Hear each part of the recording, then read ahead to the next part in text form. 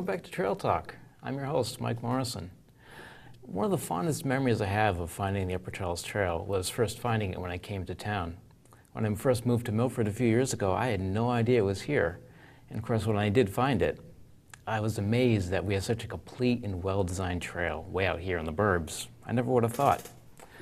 Well, now today, the Upper Charles Trail is pretty much well known to almost everybody in town.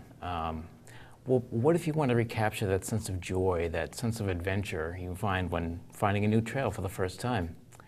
Well, you're in luck, because there are many, many trails in the area that have unique experiences to offer. And here with me today to talk about those trails is local author and personal historian Marjorie Turner Hollman. Marjorie, hi, thanks for being here today. Oh, thank you so much for having me. Thanks for inviting me. Yeah, thanks so much. So tell me a bit about yourself. What do you do? I'm a freelance writer and personal historian, so I help families get their family stories down in written form and into books. Because of that, I learned how to put books together. Awesome. And I have a website, marjorieturner.com, that I had some newspaper articles that I wrote some trails for I wrote the articles for the Bellingham Bulletin. Okay. Just because I didn't have any other place to put them, I threw them up on my personal history website, and almost daily I get people searching for local trails, places like Joe's Rock, places like Choate Pond in Medway, places that people heard of but they don't know how to get to. They're not on a map anywhere. There aren't a lot of maps, and people kept coming to my website, and I said, I think there's a market here. I knew how to put a book together, and so I started doing the research to make it into a full book. I've come up with this book, Easy Walks in Massachusetts. We have a copy here. And it's 30 trails in 10 towns that are right within, including, I wasn't going to leave out Milford by any means. Absolutely not, no. And so it's walkable trails, they're public access, they're all, there's some better marked than others, but I give you an idea of how to find them. I give them directions, trail length, trail conditions, something special about each trail, and then I have a picture of each trail for each little section. That's the book, is basically how do you find them. So it's a trail guide, but they're easy walks. I don't go on really hard walks. Every trail, every walk I take is an easy walk. Not climbing mountains here. I don't climb mountains. No mountain biking. Well, I do bike with my tandem bike with my husband, and so I love rail trails. Awesome. And so we come to the Milford Bike Trail often, and it was very exciting to discover the construction going on in that middle link. That's true, the missing link, as we call it. The missing link. Yeah. And we actually rode on our tandem where it was under construction. You said there's even more that's gotten done since we were on it. Yes, I think we have some pictures of it actually, where it's the section by Friendly's on Route 109 in Milford. Yes. So there's obviously the Friendly's trail sign.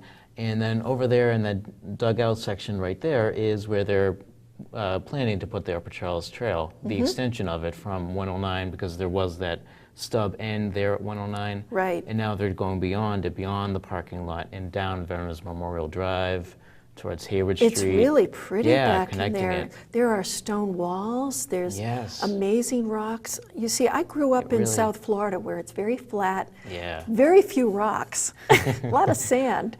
And when I came to New England for college, I just fell in love. I came up here because I wanted to make sure I saw snow. I had never seen snow, 17 years Florida, of age, and I'd never seen snow, and I wanted to make sure I saw snow, and I've never left. That's wonderful. I came up here, stayed, fell in love with the New England landscape, and I've never gotten tired of the New England rocks. It's very and different. There's some very cool rocks in that new section, some nice sections of stone wall that are through there too, these old farm fields that were marked by walls. And now it's all torn They're all up. grown up into woods. You would never know there were fields. You would never know that there were houses there. Right. or farmhouses or Yep, fields every or now anything. and then you'll find little sections of basements that are stone basements that are just foundation walls. That's right. That That's right. you'll find them in the middle of the woods, or that you're walking along a trail and there it is. It's really amazing. Yeah, I know, and there's plenty of that on the new section. In fact, the pictures that we had on screen just a minute ago, even those are out of date now. I believe that section of trail has been paved. Yep. I don't know if it's finished Yeah, trail right yet. there. Yeah, that's Yes, already. that's part of that is paved already. I don't know how much, because it's an ongoing thing, and definitely not finished yet. But it is definitely cleared out, and those pictures you took were maybe a few weeks ago? They were just a few weeks ago. Just a few weeks ago, so Yeah. definitely Within the last progress. month. And so we're still on target, hopefully, for an October That would be- 2014 grand opening. That would be very exciting. Yeah, yeah. Yeah. So at least that's the Milford Trail. What got you inspired to write about trails in the first place? Specifically for this book and this area, I married about 8 years ago. My husband was in. Congratulations. Thank you. He was in the Acton area, and he Okay. moved here to where I live in Bellingham. And he said, "Where are all the trails? You know, you must not have any conservation land around here." I said, "I think we do," and it became a quest to look for trails right. that were close by, so that when it was after dinner and we just wanted to go for a quick walk somewhere, or we'd been working on the house all morning and just wanted to go someplace for the afternoon, or the weather was a little iffy and we didn't want to drive a long ways and wanted to just be close by, Right. we started looking, and some of it we just drove around. Some of it I just kept my ears open. And some of it I was able on a very few town conservation websites, Rentham and Franklin particularly, have had some really good things.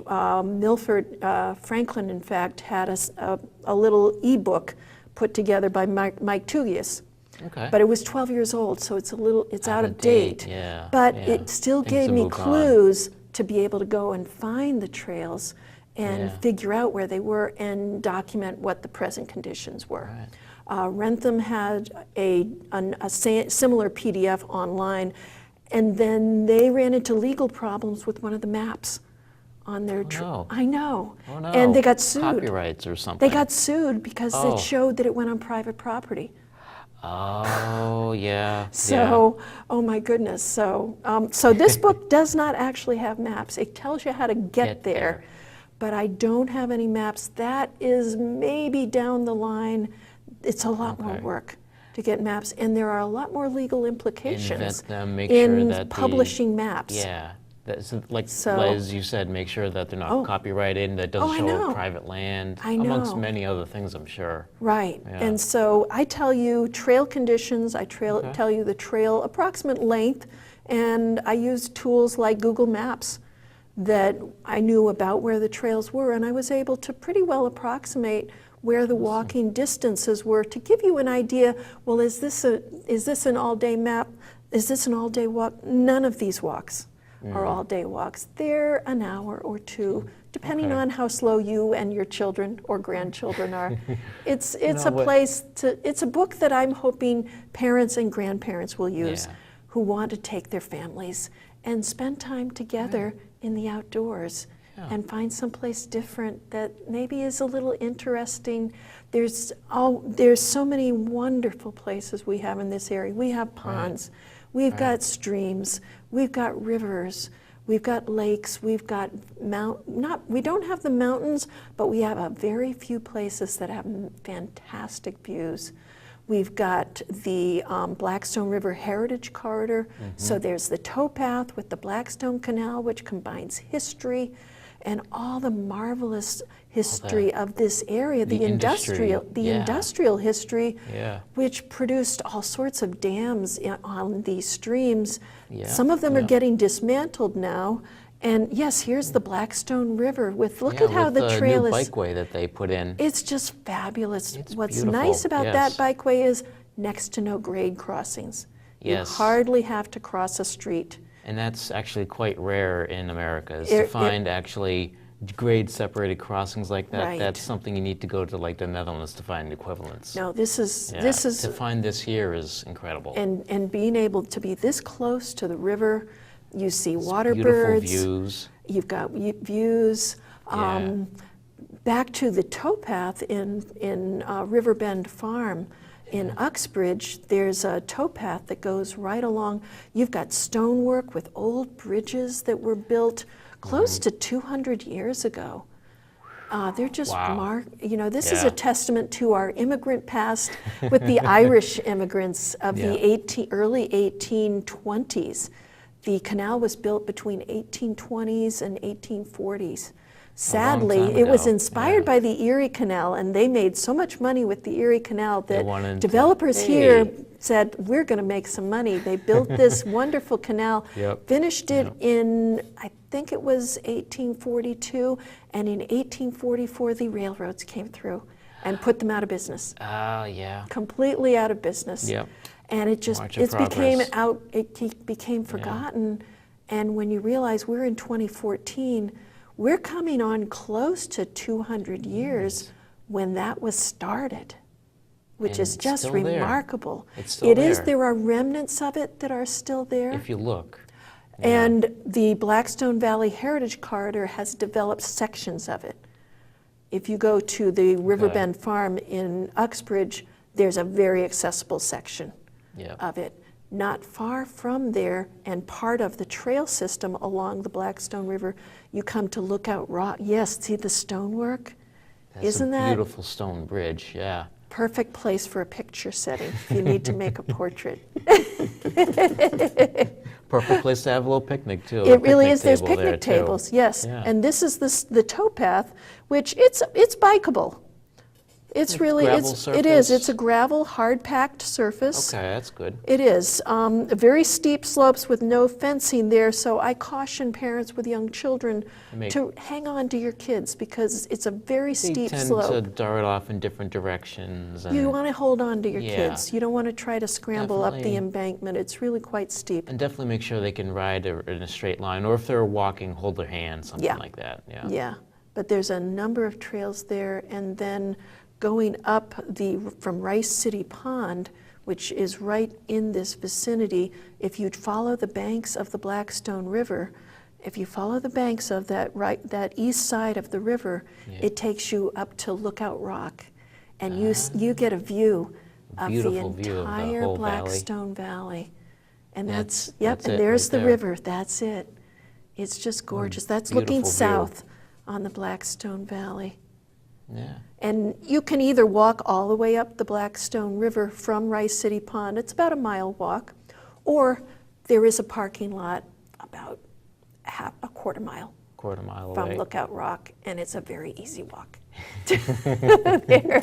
I would hope, yeah. So depending on, Yeah. but you don't have to scramble up a hillside. You don't have large rocks. Okay. You do have to kind of crab walk up the rock to get to where the view is. Okay, so it's So- not like a paved surface or anything walking. No, but it's a Okay. walking trail. It is a walking Okay, trail. Okay. And just the very rock itself to get up to where you can see is a little Awesome. bit of a clamber up the rock. Awesome. But most of us can do that. Yeah. Yeah. Oh, I hope so, yeah. So So what got you inspired to start writing about trails in the first place? Because it sounded like the whole idea for this book came from a series of articles you wrote for the newspaper. I'm a writer. I write for the Bellingham Bulletin. I write for the local town pages that covers places like Franklin, Medway, Millis, Norwood, those Okay. directions. And so I'm always looking for things to write about. Yeah. I don't really know what got me to, it was sort of, I was looking for something to else know. to do and said, what else? Because I don't just wait for people to come to me and say, here's an assignment, please write. Right. I'm always Just on the looking for lookout something. for, and this area is, we're just so lucky. Yeah. We're so lucky. So, one of my very favorite places that I've visited Yeah. since, gosh, back when it was just a little street, there was no parking or anything, is the Blackstone Gorge. That's another thing that your federal tax dollars and mine have helped pay for is the Blackstone Valley Heritage Card. It's been in existence for about 30 some years, and yes, that's the Blackstone Gorge, isn't it? That's beautiful. And you can climb a path along the river that gets you up about 80 feet above the river. And you go from this little tiny neighborhood in Blackstone with little chain link fences, and it's a little tiny neighborhood, and you park at the parking lot there at the end of, I think it's County Street, and walk to the river, and then walk along the trail, and within minutes, I feel, my husband says, no, it isn't. But I feel like I'm in the Kankamankas Gorge in New Hampshire because it's rushing water that just doesn't stop year round. It's just this really narrow path of water. So it's this noisy, noisy river.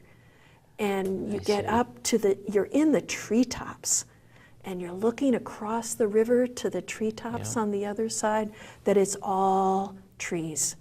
Wow. There's no houses on that side. There's no houses in sight along this whole section of the river. Wow. It's not far from where the houses are, but it feels like it. The view is just such that you can't see them directly in your line of sight. Yeah. Yeah. Sounds beautiful. I can't wait to see it myself. Oh, you haven't been there? I have not. Oh, I yes. have not. Oh, yes. Haven't ventured out that way just Oh, yet. yeah. Just north of the gorge, there's a dam. I'm not sure if I gave you a picture of the pond area that the dam makes it so a very still area. Well, there's West Hill Dam. Yeah. And that's an Army Corps of Engineers property. Ah. And so that's another place, horseback riding, people ride bikes through there.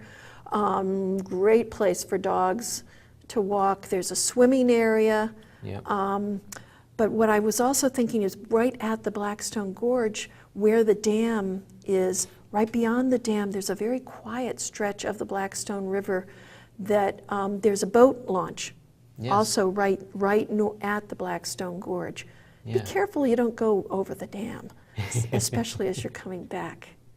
But, you know, so I tell people if there's some boat launches where there's kayaks, and I try to give you information. And go for a bit of a ride. Yeah. It's not a kayaking book. It's not a kayak and canoeing book.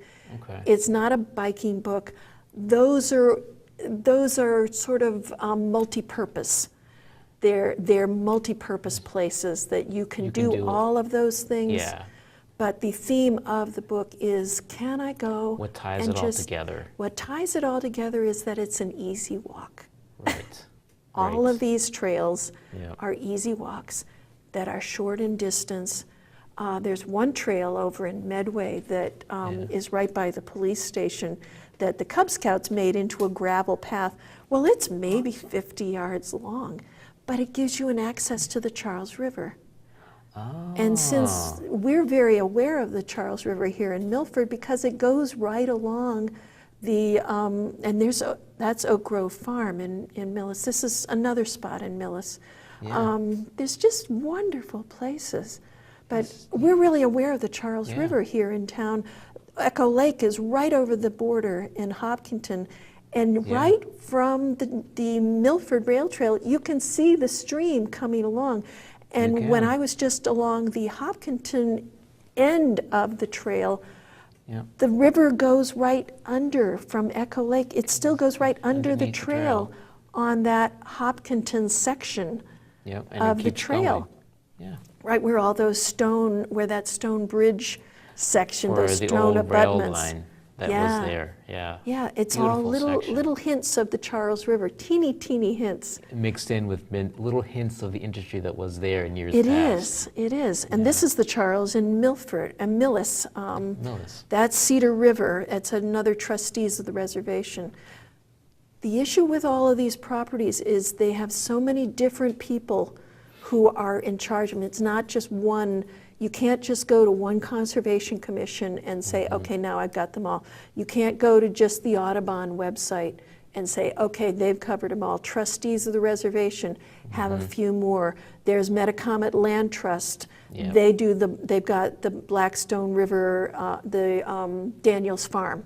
Okay. And I'm not sure about how many other properties. I need to look more into that. Any other entities that would They've got list more the in this various area, but I'm trails not, yeah. Okay, But okay. see, all of them have websites and they all list properties, but there's no one that tells you, all right, I'm in this town, what's there?